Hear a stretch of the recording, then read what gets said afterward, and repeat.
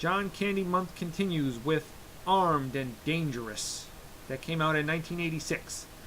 The film was supposed to star John Belushi and Dan Aykroyd, but the film was shelved after Belushi's death. John Candy was interested in the project and got director Mark L. Lester. It was supposed to star him and Tom Hanks, but when Tom Hanks was unavailable, Candy suggested his good friend Eugene Levy, who he starred with on SCTV and in the film Going Berserk. They play Frank Dooley and Norman Kane.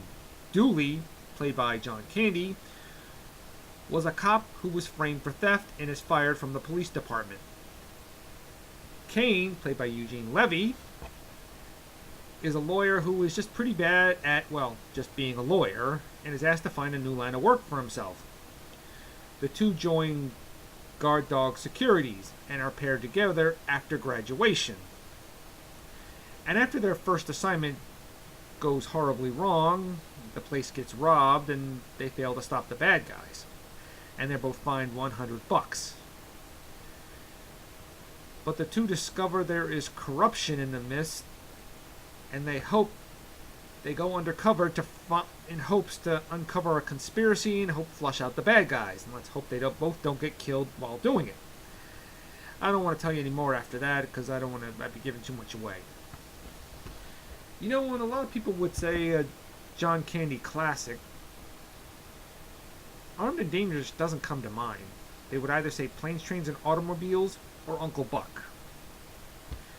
This film didn't garner any good reviews when it first came out. Probably gained a better following on VHS or on DVD. You want to know my opinion? I think this is one of my favorite John Candy movies because he doesn't play the lovable guy he was best known for playing in his other films. He plays a cynical, wise-ass tough guy. Okay, don't get me wrong, when the time comes for it in the film, he does throw in some goofy moments. And his pairing with Eugene Levy is just amazing. The two have a funny, odd couple-like relationship, and it's just enjoy watching those two on screen together. Especially the scene where they have to dress as they gotta pretend to be gay. They dress in to get away from some bad guys. It's funny. John Candy in drag and Eugene Levy dressed in leather. Man, that was just hysterical. I mean, just watching John Candy go with that scene is just watching them both go with that scene is pretty good. I just like the two are just complete opposites, but they just make it work very well. You could see they played off each other perfectly on the TV show SCTV, and you knew why they were just perfect to star together on screen. But everybody else does pretty well too. I mean, of course, everybody else plays it like they don't even know they're in a comedy, which I think is pretty good. Byron James and Jonathan Banks, who played the bad guys, and you could just tell they're bad guys just the moment they walk into a room. They just both have this really menacing stare that'll make you real frightened just to be in the same room with them. Ooh, they're just scary. Robert Loggia is also good as Michael Carlino, given a typical crime boss-like performance. Yeah, Robert Loggia is good for that. I mean, yeah, and I gotta say, action scenes are pretty good. I mean, it's not totally on a level of James Bond action, but it was pretty good to watch. I mean, I love the scene when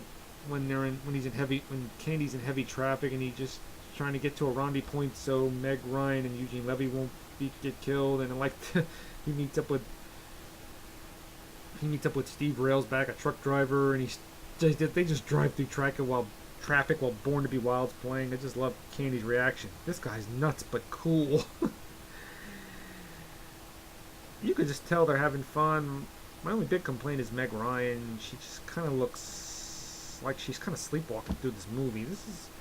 I never thought Meg Ryan was a good actress, but I gotta say she gives. I've seen her in more roles where there's more degree of life in her performance. I didn't find it here, but then again, she was still young in this movie. I guess she was just trying to get a feel for the big screen. It's not a great film. I'm surprised this didn't go with an R rating, went with a PG-13, because it's still an entertaining film. It sets out to do that, and it does it well. So I'll give Armed and Dangerous an 8 out of 10.